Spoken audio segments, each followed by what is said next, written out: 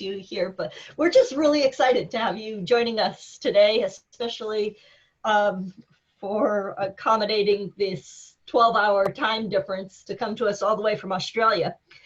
But Dr. Praeger is now an emeritus professor at the University of Western Australia, having served as head of department and as past president of the Australian Mathematical Society. She's received dozens of recognitions and awards for both her mathematics and her leadership, often as the first woman recipient of these awards.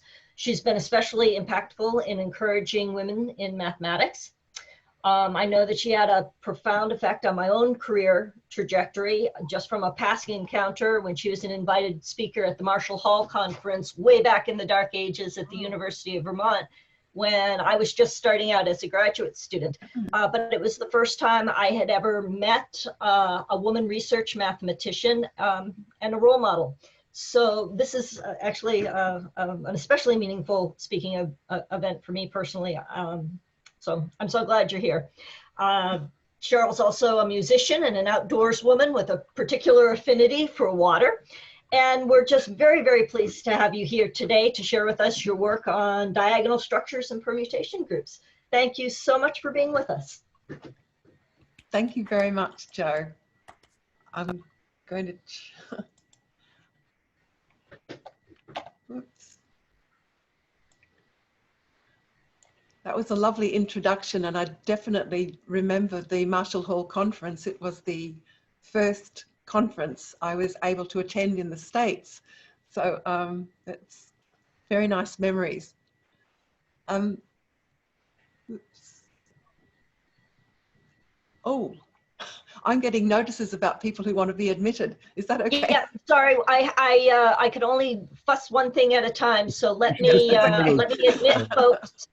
And Cheryl, you just go ahead with the talk. We'll take care of the other details. Oh, you got it? All right, super. Thank you, Bill. I'm glad you're back. So I'd like to share with you some work that I've been doing on diagonal structures and permutation groups that's been occupying about 3 years so far of my life. It started out with as a joint project with Csaba Schneider. And then for the last year and a half, we've been working also jointly with Rosemary Bailey and Peter Cameron. And things, I guess they change daily. So every time I think about this work, I have to think about it differently. So my talk is going to be a little bit historical, talking about where the problem came from. And I want to explain that motivation, and it's got to do with permutation groups, particular maximal subgroups of finite symmetric groups. But I want to talk about that because it will explain what the problem is. It's all around these things called diagonal groups, which were really rather mysterious, and we're trying to get a nice way of viewing them, a nice combinatorial explanation for them. And the big question is, what is or should be a diagonal structure, and what's it got to do with the groups? That will certainly involve all sorts of other structures, in particular Latin squares, which we now view of as both a prototype which explains what these diagonal structures really are, but also they're rather exceptional amongst the structures. The diagonal groups turn out to be the full symmetry groups, the full automorphism groups of these diagonal structures. And so it's been a very satisfying project, and it's still ongoing. We hope to have a proper preprint that we could send to someone in the next month or two, I hope. Probably Peter and Rosemary would have some ideas about that as well. So I'll be talking a little bit historically, but there'll be some tweaks to the history as we go. So the whole area, the theme of what we're trying to do is to study structures on a set X that are invariant under some group of permutations of X, some subgroup H of the symmetric group of all permutations of X. And as a group theorist or people that like symmetry, we're interested in, for example, whether the group H is transitive. So that means that for any points X and Y, there should be an element in the group H which takes X to Y. So if the group's transitive. And then if H is a transitive permutation group, we're concerned about whether it's primitive or imprimitive. Imprimitive means that the group leaves invariant some non-trivial partition of the points. So a partition P is going to subdivide the points into smaller sets, A, B, C, etc. And to be H invariant means that every permutation in H is going to permute the parts around amongst themselves. Now I talked about a partition being non-trivial. The trivial partitions, there are two of them.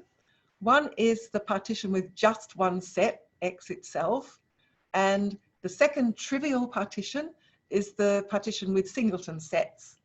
And every permutation group leaves these trivial partitions invariant. So a non-trivial partition would have at least two parts, and it would have at least one part of size at least 2. But since the group is transitive and leaving this invariant, all the parts are actually the same size. So the non-trivial ones would have parts of equal size, at least 2. So imprimitive means that there is some non-trivial partition invariant, and primitive is the opposite. The only invariant partitions are the trivial ones. So let's get back to the theme.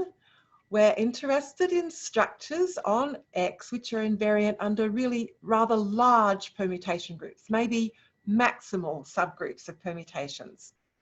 The simplest example is to take a subset Y of X, and then the full stabilizer of that subset would consist of permutations which act in some way on Y and in some way on the complement. So the stabilizer is this direct product, and that is certainly the full stabilizer. It's, especially in the finite case, it is usually a maximal subgroup of the symmetric group as well. The only case when it would not be maximal is if Y and the complement had the same size and we could flip them. So that's the first example. Amongst the transitive groups, here's another example of a structure that's left invariant, is the partition that I told you about. If we take a non-trivial partition with all parts of the same size, then the full stabilizer of this partition is the wreath product. You would get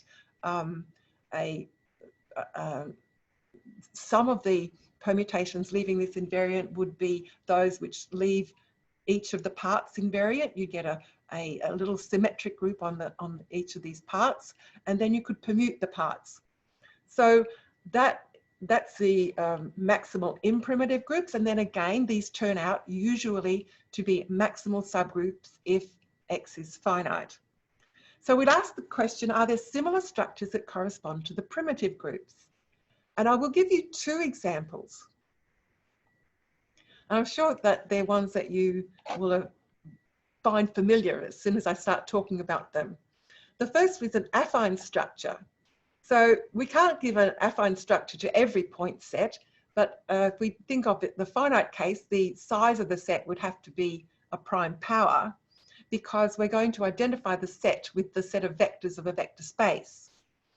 And if we do that, then the permutations which leave that structure invariant are the affine maps, which take a vector V to VA plus W, where A is some non-singular linear transformation, and adding W is like translating by W. So these are the affine maps, and they altogether give us an affine group on the space.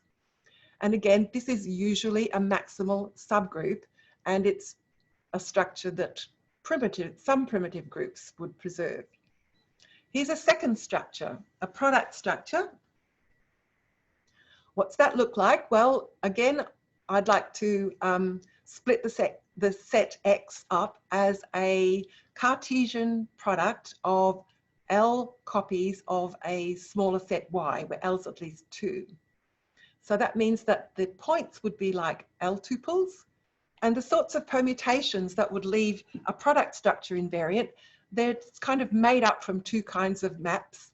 The first are tuples of permutations of Y, such that the ith entry and HI would just be acting on the ith entry of the tuples. So that's the first kind of permutation that would leave them invariant. And the second kind is just a permutation of a set of size L, which is permuting around the entries of the L tuples points. So these all together give us a symmetric, a wreath product.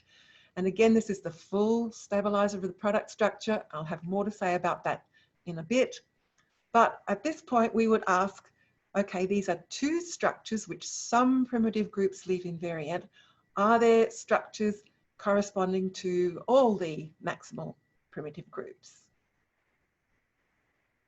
Well, now I'd like to definitely confine myself to the finite case just for this next slide.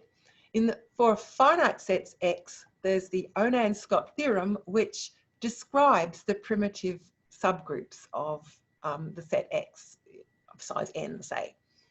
And for most of the, say, Onan-Scott types of primitive groups,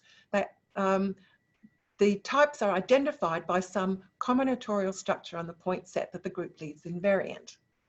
And of course, knowing about the structure helps you understand the group, and knowing about the groups actually gives you more information about the structure. So these are nice things to happen. And apart from the affine and the product structures and their stabilizers, the other potentially maximal primitive groups are just of two types. There's the almost simple type and the other one called simple diagonal group, simple diagonal type.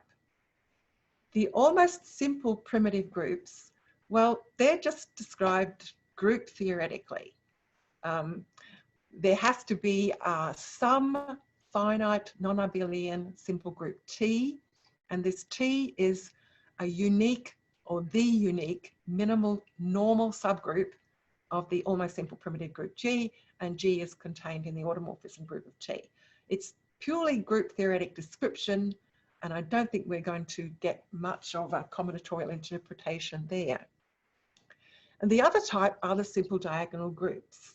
And my talk is really about what we've been finding out about these diagonal groups. The work that we've been doing on trying to understand diagonal structures, it works for infinite sets, not just finite ones. But if I'm talking about maximality, well, really, that only I only know about that for the case where the set is finite. But just a few words about the almost simple groups. Just on the same theme about structures and groups. Here I've got 3 examples of an almost simple primitive group. The first is acting on 8 points, the next one acting on 36 points, and the third one acting on 12 points. And each of these cases, the groups are not maximal. The first one is really exceptional. It turns out that this almost simple primitive group is sitting inside of an affine group, AGL32. So it actually is preserving a vector space structure on this set, which you would hardly know about by just looking at PSL27. This one is probably really exceptional. It's probably the only time that this happens. The second one, this is the automorphism group of A6, alternating group of degree 6, acting primitively on 36 points. It actually, in this action, preserves a 6x6 grid, and so it's sitting inside of a product action type group. The fact that it sits there gives us more information about the group, but again, this is a little bit exceptional. There's a couple of infinite families of these examples, but not very many, and we know all of them. The last one is a PSL 211 of degree 12 on the projective line, happens to sit inside of M12, the Mathieu group. And sometimes you get these sorts of inclusions. And we look for tools to detect these overgroups that give information, but I would say we will not find any combinatorial, general combinatorial structures to describe the almost simple groups. So what's left is the diagonal type groups. So what do we know about them? Well, we know that in the finite case, the maximal diagonal groups are actually maximal subgroups of the symmetric group. I proved that with Martin Liebeck and Jan Saxel in 1987 in our Factorizations Memoir 1990. The proof relies on the finite simple group classification, at least the only known proof does. And so what we're asking for here is whether there is a nice combinatorial geometric interpretation of these groups, which would help us to understand them, perhaps even help us prove they're maximal, but we're not there yet. So we're asking the question, are they stabilizers of a nice structure? Now, where this search dates back to is around about 2017. Chubba and I had written a paper which was published in 2018 in the Israel Journal, where we gave the first proof without using the finite simple group classification that a diagonal group does not preserve a product structure. Now that's not enough to prove that it's a maximal subgroup, but it's one of the components in the proof. If you look in this old paper, there's two things that we had to prove: that it wasn't in a product, didn't preserve a product structure, and that it wasn't contained in any other almost simple group. But the fact that we could do this amount for diagonal groups made us think about whether there was really some nicer way of understanding these groups, some combinatorial way. Okay, so to lead up to the sorts of structures that we're going to be looking at, I wanted to say a little bit more about product structures themselves. So I've already said that a product structure on a set is a writing of the set as a Cartesian power of some smaller set Y. So we're thinking of the points as tuples, k-tuples from this smaller set. And we know some stuff about the group. A very dear colleague of ours, Lotzi Kovacs from the Australian National University, used to say, that is not the way to think about product structures. The way you should think about a product structure is as what we now call a Cartesian decomposition. It was a very foreign notion to us at the time. So Lotzi would define this Cartesian decomposition as a set of partitions of X. If there's K terms in this product structure up here, you're going to have K partitions. And there's just one defining property that makes this a Cartesian decomposition. You're allowed to choose any part, pi1 from p1 down to pi2, pi k from pk, any part, one part from each of the partitions. You intersect those parts and you get exactly 1 point. That's the definition. I would like to give you a nicer example of this that might make a little bit more sense about these two ways of thinking of essentially the same thing. I want you to think about Euclidean 3 space. So we've got R cross R cross R. To think about it as a product structure, it means we're thinking about the Euclidean coordinates of the points. Whereas if we think about a Cartesian decomposition, we're thinking about the 3 directions, the X, Y, and Z direction. So let's try and get this a little bit more pinned down. So a Cartesian decomposition is supposed to be a set of 3 partitions, and I've called them capital Pi sub X, sub Y, sub Z. So pi X is going to be the set of planes which are orthogonal to the x-axis. And if I move myself on the x-axis out to a certain distance, little x, there'll be one plane that's orthogonal to the x-axis that passes through that point. And if I was some point anywhere in the 3 space, and if I knew which plane in this partition of planes, then I would know the coordinate. And so I've got these other partitions of orthogonal to the y-axis and those orthogonal to the z-axis.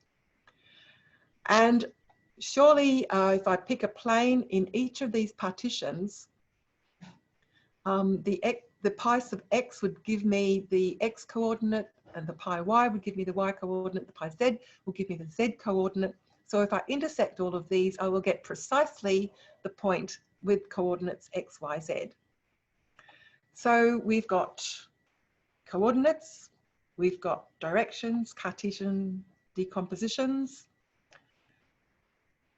We've also got, if we've thought about it, we've got a whole lattice of partitions. So there's these partitions formed by planes. And if we were to take 2 of these, say the pi x and the pi y, if we were to take the infimum or the meat of these 2 partitions, so the parts would be the intersections of a plane orthogonal to the x-axis and a plane orthogonal to the y-axis, we would be getting just a line parallel to the z-axis. And so it would be pi sub xy, x is fixed, y is fixed, and the z is freely varying. So we would get another partition. The lines parallel to the z-axis. Here we get lines parallel to the x-axis, lines parallel to the y-axis. All of these would lie inside of this Cartesian lattice. So it's, this will, the viewpoint of what the, even what the product structure should be is quite varied. We could think of it as coordinatizing, as a set of 3 partitions, as a lattice of partitions.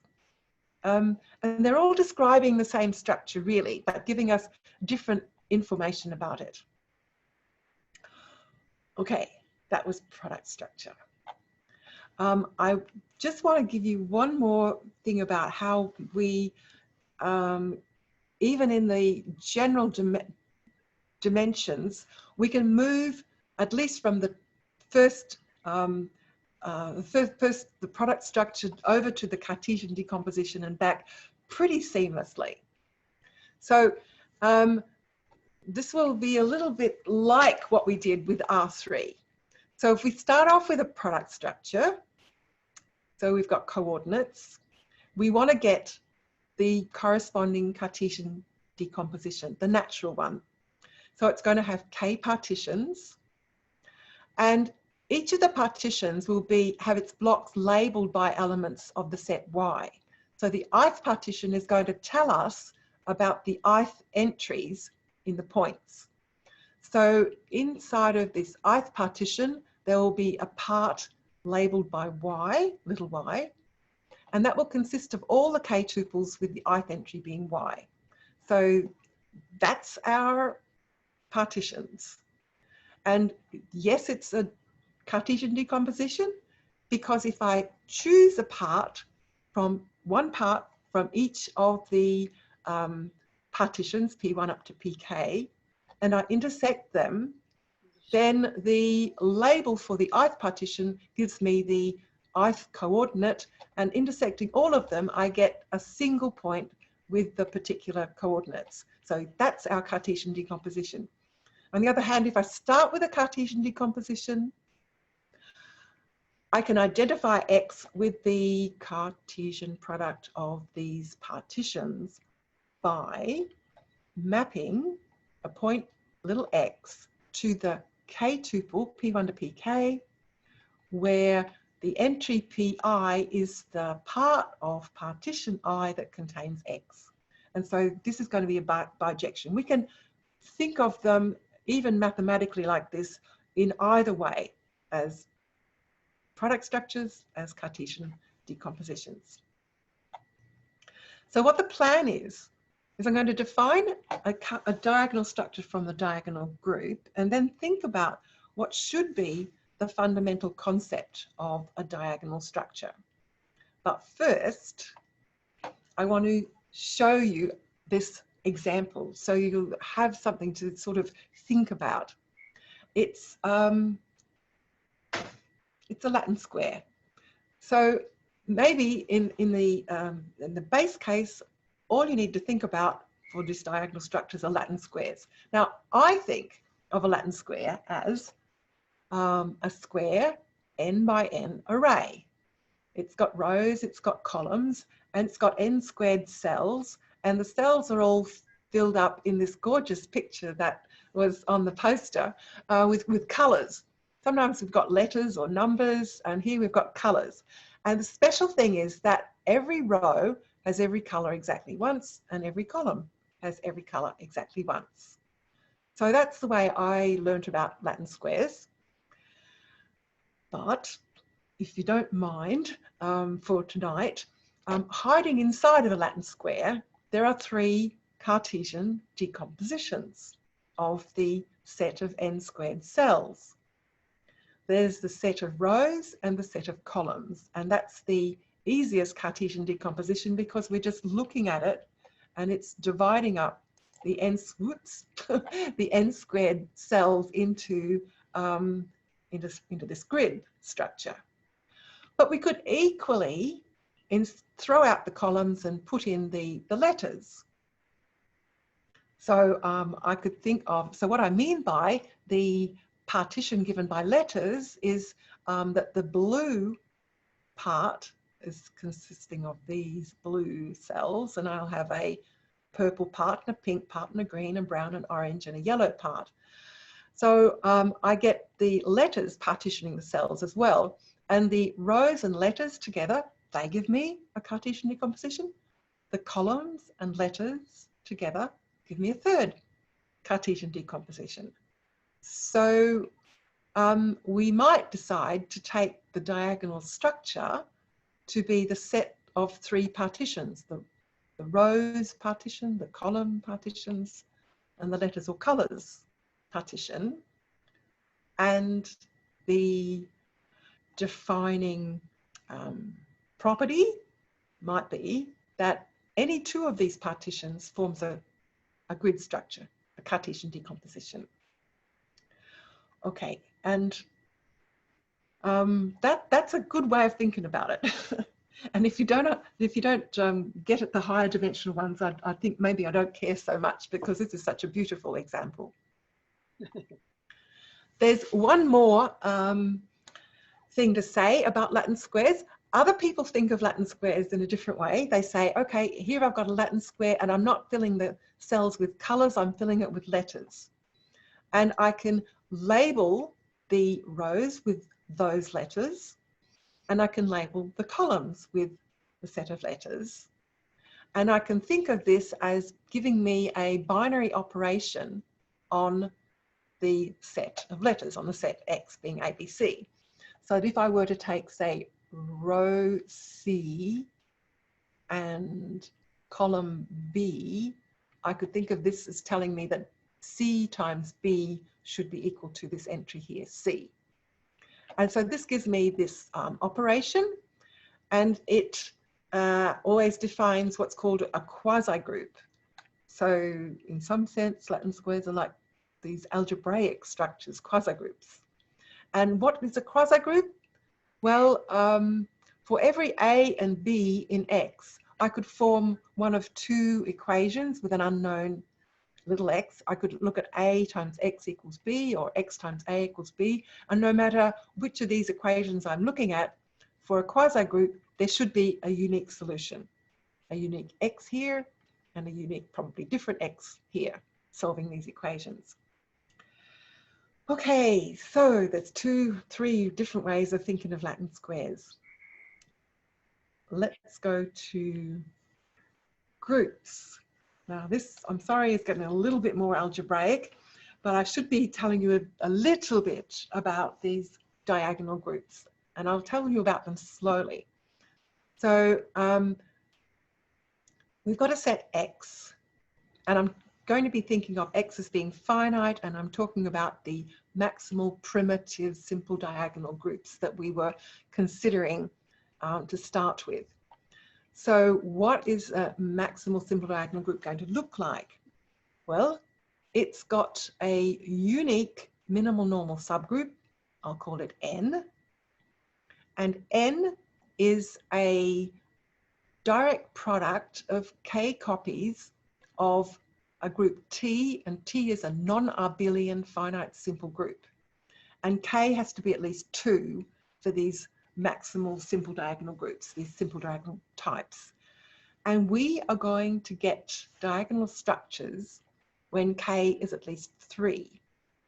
So I believe that the type with K equals 2 are more like the almost simple groups that are not going to have a nice combinatorial description. So the ones we're talking about are going to have K at least 3. So we've got this N, which is T to the K. Inside it, you get this nice sort of diagonal copy of the group T as well. If you take the tuples, the constant tuples with every entry the same, and that entry vary over T, that forms a, I'll call it D for diagonal, that forms a sort of a diagonal subgroup of N. And the thing about these simple diagonal groups is that in the action of N on the set X, this diagonal subgroup turns out to be a stabilizer of a point.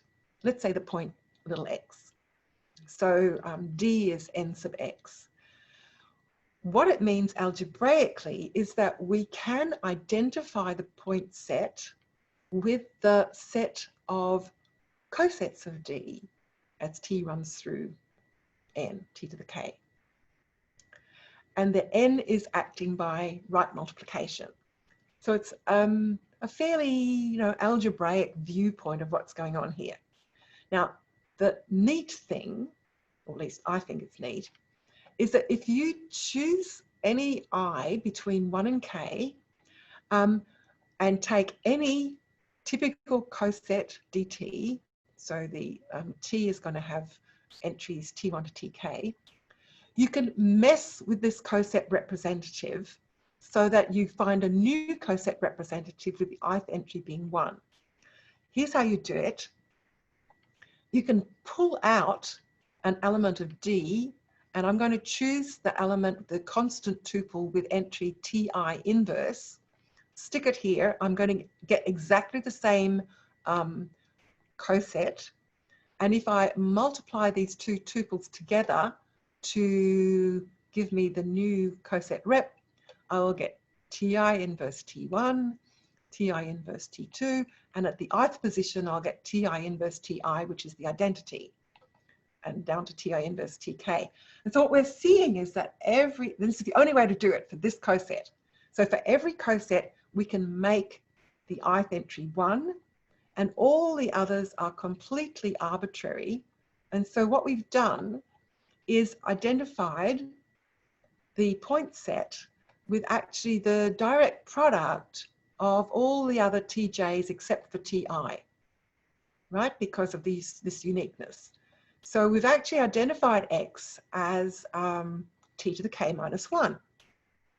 And that's some kind of product structure on X. At least it's a product structure as long as K minus 1 is at least 2. So that's why I want K at least 3, because I want this really to be some kind of decomposition. And we're actually doing it in K different ways. So possibly before I move off this slide, I should finish and say, well, I haven't told you much about the diagonal group itself. I've only told you about its unique minimal normal subgroup. I should say just one bit about it. So G is primitive, N is a non-trivial normal subgroup, so that means N's transitive, and we've really seen N is transitive on this set by right multiplication. When you have a transitive subgroup, you can write the group as the product of the transitive group and the point stabilizer. So if I were to tell you something about the point stabilizer, then in a sense you know the whole group. So the point stabilizer is going to look like this. So this is the X, where the ends of X is D. Point stabilizer is made up of two different types of permutations. One is a copy of the automorphism group of T. Those automorphisms are acting in the same way on all of the entries, all of the symbol groups T up here. It means that they're acting in fixes D, so they're acting on the coset, so it acts quite nicely here on the coset space. This other sim K, again, it's permuting around the entries, so it fixes T, acts on X here. That's what the G sub X looks like. This is not a direct product, it's not even a semi-direct product. These overlap, and GX intersect N should be the stabilizer of X inside of N. And I told you that that was D. So where is D sitting inside of this group? Well, D is a copy of the symbol group T. And T is really, you could identify it with the inner automorphisms that it induces. So it's sitting inside of this group here. So that's the diagonal group. You don't need to know much more about them, but I thought I should tell you about it. So what we've done with our diagonal group, our simple diagonal group, is that we've defined K different product structures. We're leaving out one of the simple groups TI each time. And of course, G is permuting around these structures transitively. And the first definition that we gave for a diagonal structure was as the set of these K Cartesian decompositions corresponding to the K different product structures on X. And this is where we'd gotten to by about September 2018. And we, at this point, was Chubba and me. And this is the way we had been thinking. The maximal intransitive groups, well, they're stabilizers of subsets. And the maximal imprimitive groups, well, they're stabilizers of partitions. And what is a partition? It's a special kind of set of subsets. They're pairwise disjoint, right? Maximal product type groups, well, they're stabilizers of Cartesian decompositions. And what's a Cartesian decomposition? Well, it's a special sort of set of partitions. So we were defining, Chubba and I, these diagonal structures as a special kind of set of Cartesian decompositions, these K product structures.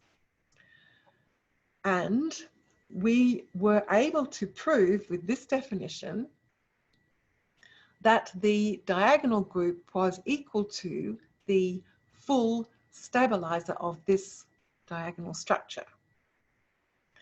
We were very pleased with that. I talked about it, and Peter and Rosemary heard about it, and then we began working together. And it's a really much richer theory that we're arriving at. So it's probably more than under construction. It's almost arrived, I think. So, how do these Latin squares come up from the diagonal groups? So the diagonal group, as we said, is permuting the K different product structures transitively. And for each of these product structures, we're identifying the point set with the direct product of K minus 1 copies of T. So I'm going to call K minus 1 M, because really this is the set that we're going to be looking at. It's T to the M. Now the smallest case, M is 2, K is 3, M is 2. So we're viewing the point set as T cross T or T1 cross T2 for some group T. And we can think of the T1 as being the first coordinate subgroup and T2 as the second coordinate subgroup. And then we've already got this diagonal, this D, and it's sort of like a third coordinate subgroup, except there's no third coordinate. And the diagonal structure from this point of view was a set of 3 partitions of X, and we could take them all as coset partitions, PI as being the set of cosets of the group Ti in X. Now, how are we getting the Latin square out of this?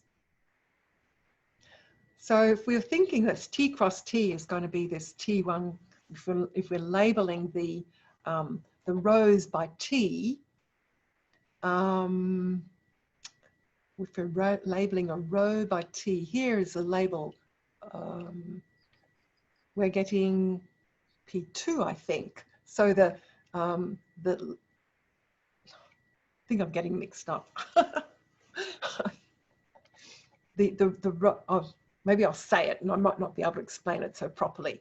We label the rows by T, we label the columns by T, and this makes the row partition into the cosets of T2. Do I believe that?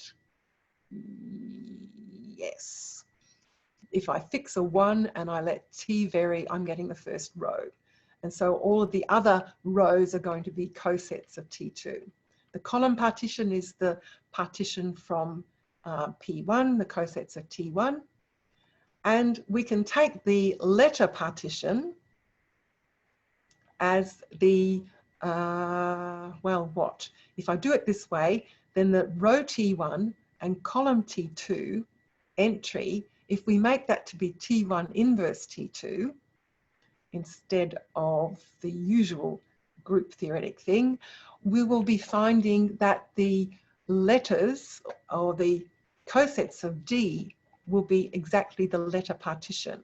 And so this is equivalent to the Latin square. So we really are getting Latin squares precisely this way from the diagonal groups with k equals 3 or m equals 2.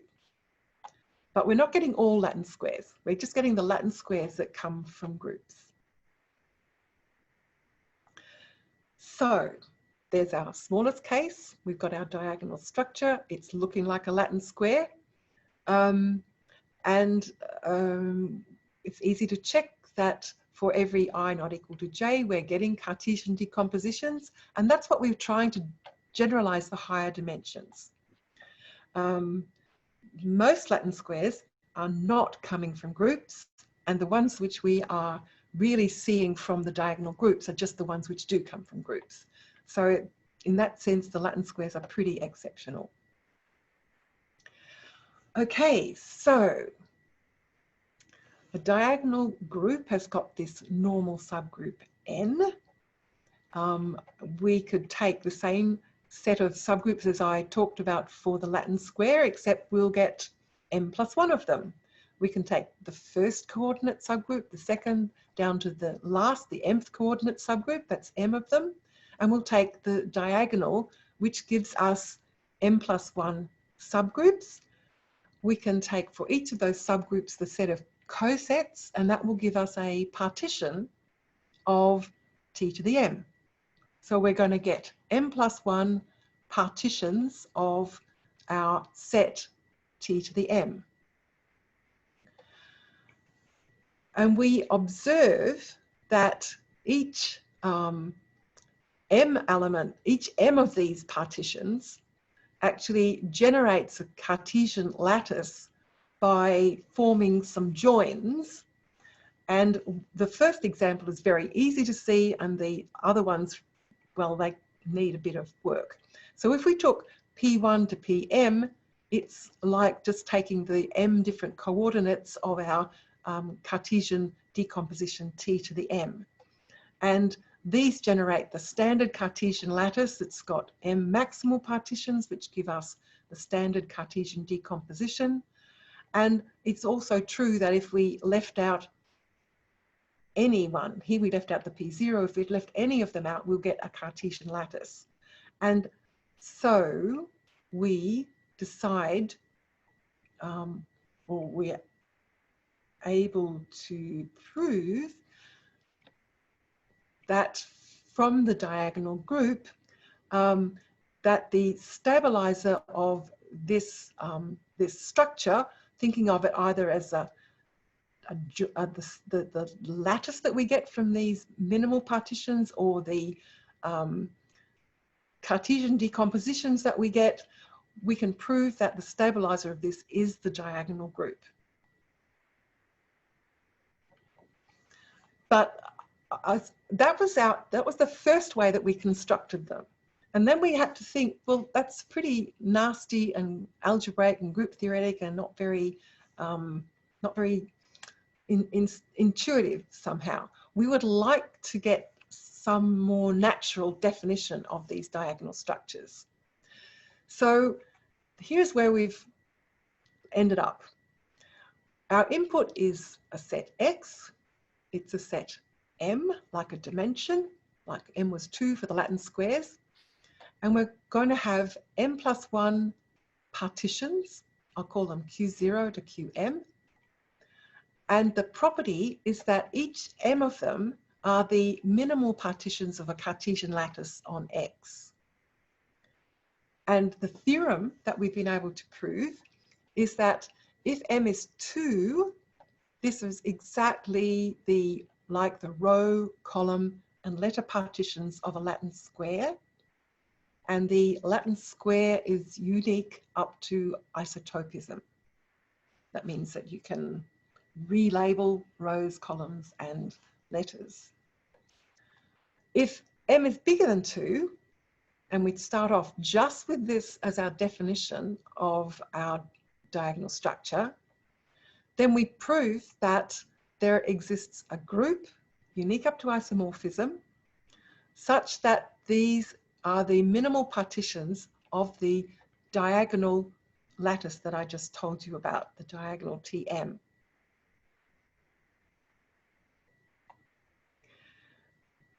The proof is kind of interesting. It's inductive on the m. M equals 2, we've sort of already talked about it. It's inductive on m. There's a very, very delicate base case, which is really due to Rosemary. And that involves introducing a special kind of 3-dimensional Latin square called a Latin cube. And there's various types of Latin cubes that we could have, and this one's called a sort LC2. And dealing with this base case relies very much on the characterization of when a quasi-group is a group.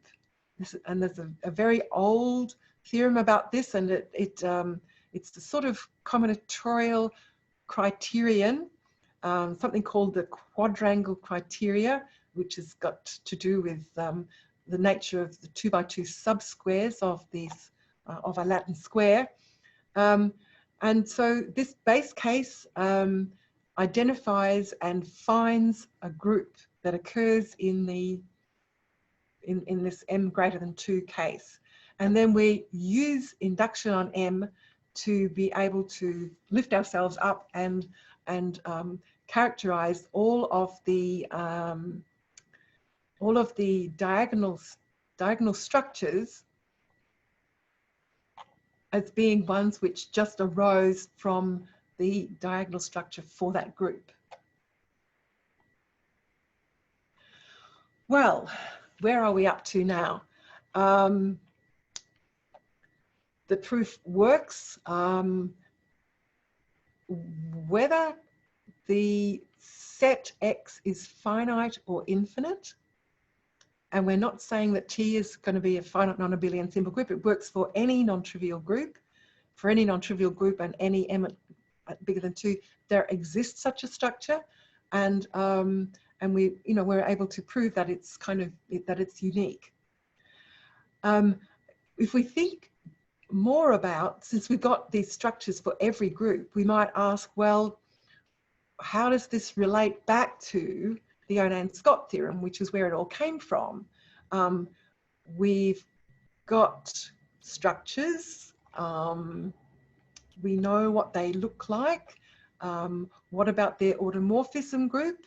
And is it primitive? So we proved that the full automorphism group of this structure is the diagonal group. And when is it primitive? Okay, so when is it primitive? Well, here's our theorem. This is the Yeah, this theorem works also if X is infinite, doesn't have to be finite. So if we've got a diagonal structure and we've got our symmetry group and we kind of know what it is, I sort of told you what it was going to look like.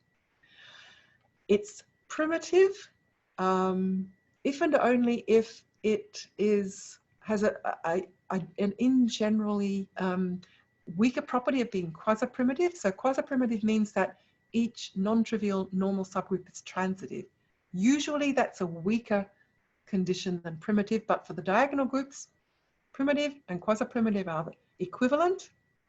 And it's equivalent to T being a characteristically simple group. So the only subgroup of T that is invariant under all the automorphisms of T is the trivial group and T itself. That's pretty nearly it. But if T happens to be an elementary abelian P group, which is a characteristically simple group, P being a prime, we have also to decide that P does not divide n plus 1.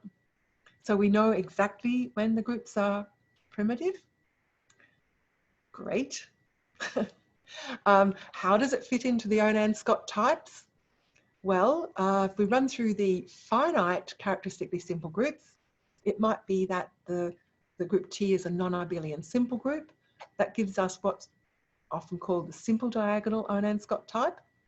If T is a product of more than one copy of a non-abelian simple group, we get what's called a compound diagonal type. And if T is elementary abelian, this gives some of the affine groups. So these primitive groups which preserve the diagonal structures sort of appear in 3 of the Onan-Scott types. Well, what else have we done? There's all sorts of things that seem to get pulled in here.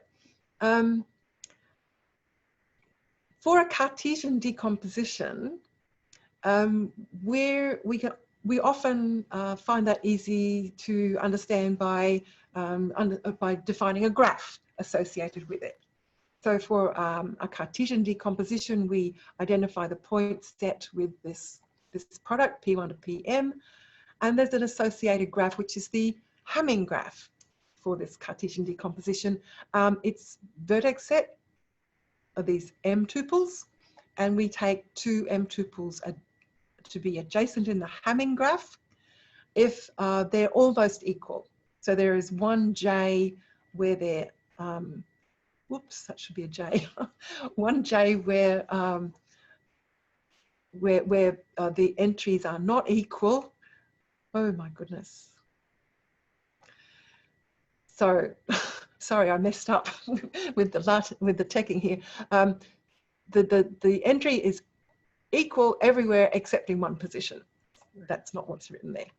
And that we can see that the Hamming graph determines, even if the vertices were not labeled like this, we can find out what M is, because M is the maximum distance apart that the vertices can get. So it's its diameter. We can find out how big the parts are from the graph theory because they turn out to be the sizes of certain maximal cliques. So the Hamming graph tells us M and it tells us the size of Pi. There's a diagonal graph which is related to the diagonal structures. It's a little bit like this.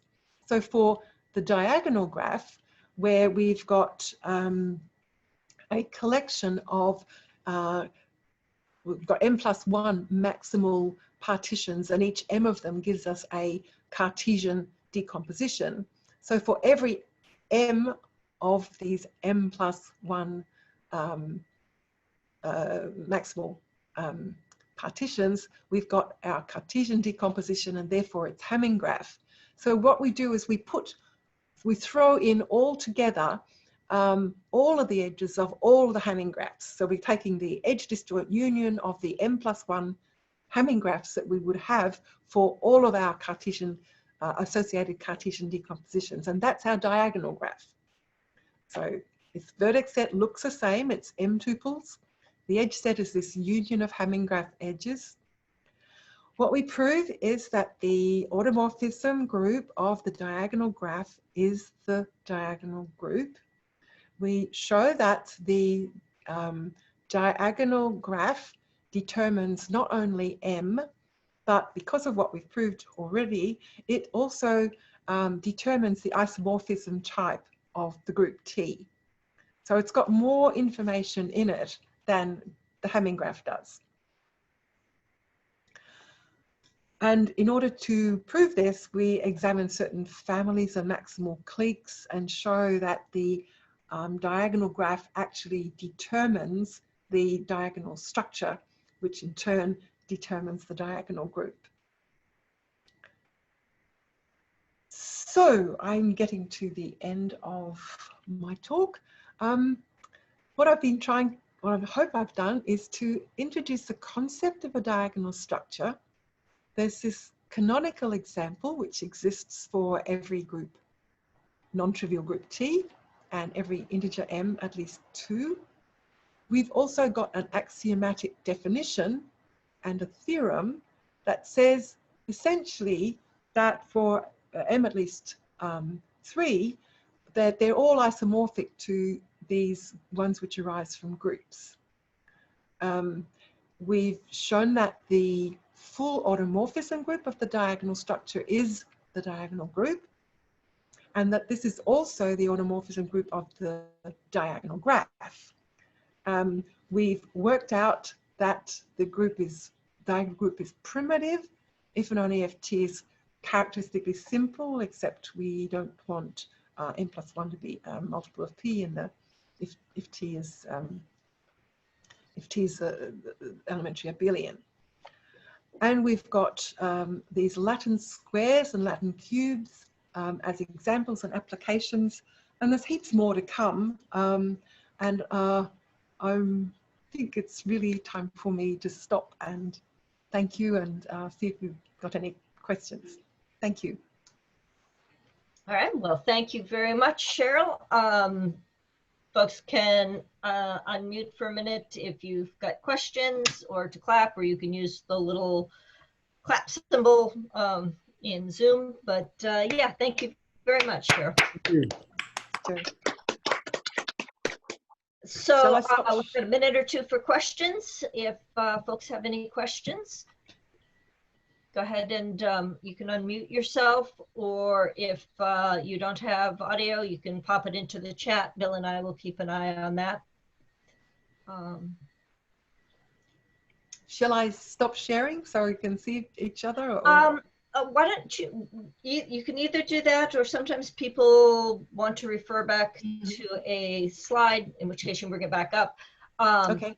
I was curious, and you put it at you kind of touched on my question at the end of your summary slide, is you had given a couple of lovely examples of these diagonal structures with the Latin squares and the planes, and I was curious whether or not there were other naturally occurring structures, or were there any that were sort of unexpected that fit into this theory?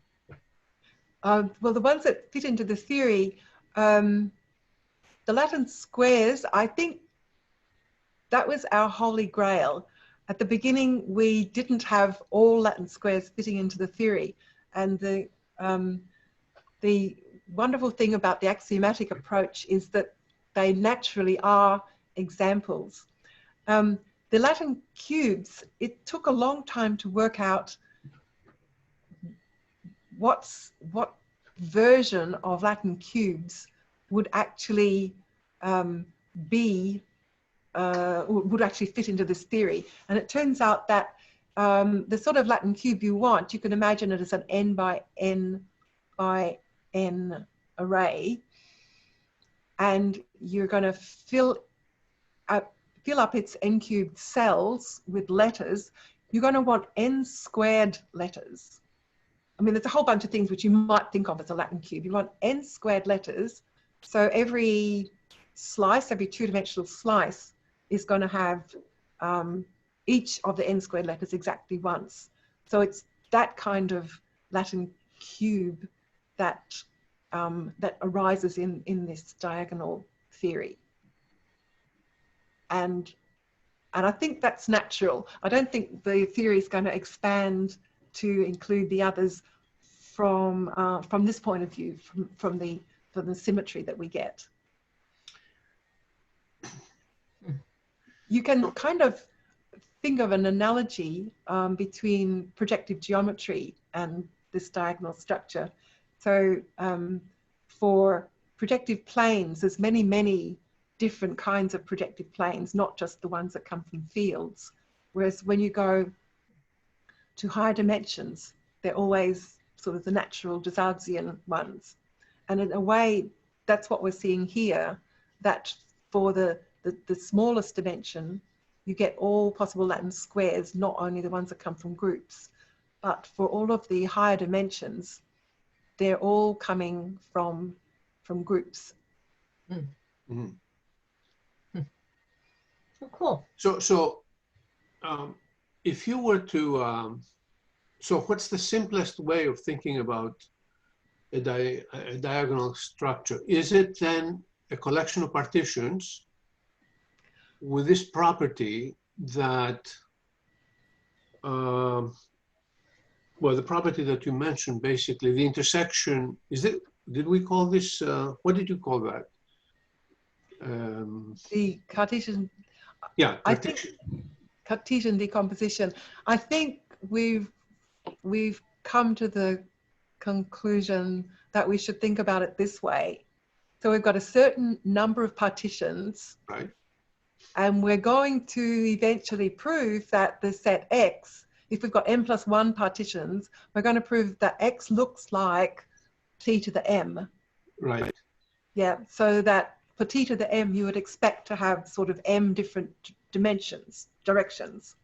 And instead we have one extra in the diagonal structure.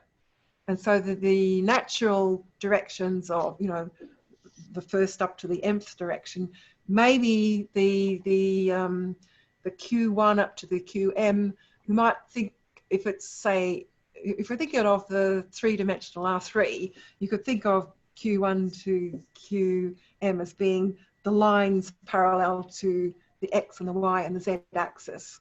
So you can think of, they've got M axes, and the partitions, these Q1 to QM, might be the lines parallel to those axes. And then the Q0 is the crazy one, which is kind of giving you diagonal transversals. So in terms of, I mean, you can also be thinking of Latin squares, right? With the three partitions there, and thinking of that's the smallest case, and that's really the right thing to think of, yes. Right, right. And the thing with, in that case, the directions and the, you know, the lines and the planes are all the same because we've only got two dimensions. And so there was no choice there. And we took quite a long time to work out what we should do in the higher dimensions, whether we should run with the planes or with the lines. And it's turned out that going for the minimal partitions, sort of the analog of lines, was the nicest way to build them. And they're the ones which are closest to coordinatizing the points. So you could sort of use Q1 to QM to coordinatize the X as, say, T to the M. And then you use the Q0 to sort of bind it all together. I don't know that answers Spiros. No, this is fine. But I was also wondering, are you thinking of, we know that if we have n-1 mutually orthogonal Latin squares, we have a projective plane, and this is essentially all projective planes like that. That is a wonderful observation, and it's going way beyond where we're at the moment. Yeah. Yeah, that's what I was wondering, if Yes. you start thinking about what's going on there. Yeah. So we've shown that there's a very rich class of examples, but pretty constrained still if you just add one more. So you're actually getting your Latin square. But you might say what happens. Well, indeed, we don't know. What happens if you had n+2 partitions? And it should be a little bit like these mutual orthogonal squares. Mm-hmm. And that must be a suggestive example which should direct us, anyone, to think what would be an interesting structure, and whether such other interesting structures exist in higher dimensions. I don't know. I mean, the fact that if you go just one dimension up from the Latin square and you're forced into having a group, that's kind of amazing. I don't know if there'll be such interesting ones. I mean, maybe the 2 dimensions is really where it's all happening. Can I just butt in here? A moment, please. Yeah, Peter. Yes, examples do exist. Now, Spiros, you will know about MDS codes. MDS codes give you examples over the additive group of a field with with the number of partitions bigger than n+1. So these things certainly do exist. Okay. But that's all we know at the moment. We don't know for m bigger than, for non-abelian groups, let's say, we don't know whether examples exist or not. It's a very good question. Is there any simple upper bound, Peter? There's a simple upper bound, which is basically the first thing if you started thinking about MDS codes, you'd get a simple upper bound. That bound works in general, but it probably can't be met. Mm. Yeah, we have started thinking, but we haven't got very far so far. There's also the connection. There's also the connection with large sets of objects, large sets of projected planes, for example. Mm-hmm. The simplest, very nice thing is, well, we can look at the Steiner triple system S239 Mm-hmm. and try to find 7 of them.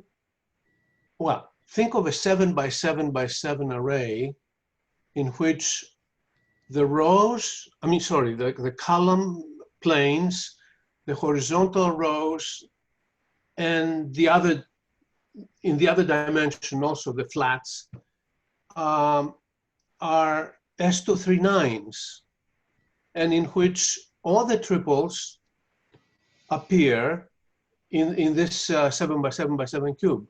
So so these things exist. I mean, this Mm-hmm. Kramer, about 40 years ago, maybe 30 years, constructed many of them. And so, yeah, in this 7 by 7 by 7 structure, all the triples exist, and you have uniquely, each triple appears once, but you also have empty spaces, cells which are empty. Uh-huh. And then you have this beautiful structure that horizontal planes are S239s, vertical planes are similarly, and so on. So that's very nice, but I wonder how. There might be some beautiful theory. Right. Yeah. I remember looking for some of those packings or large Like sets of designs and over large sets. Yeah.